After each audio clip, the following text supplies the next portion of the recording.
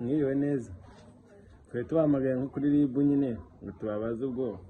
tutazagwa mu cyaha ubwo icyaha tuzakirwamo gute oya babaze ngo kuri umuntu atereta undi noneho uwo muntu uri gutereta akamubwira ati ngiye mfite umukunzi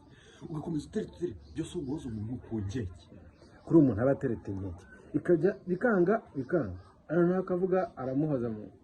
mu rukundo guhoza umuntu mu rukundo ntishobora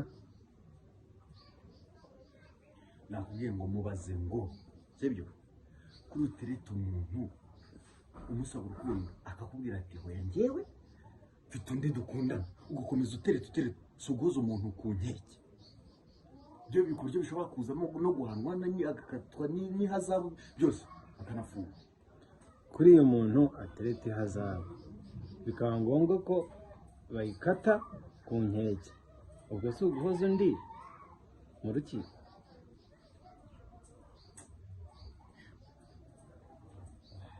baza ngo bwa nyuma na nyuma noneho gutereta umuntu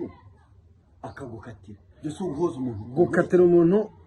ku nkeke si uguhoza gutereta ku nkeke nicyo twibazaga ubwo no ku kibazo umva ko batagufunga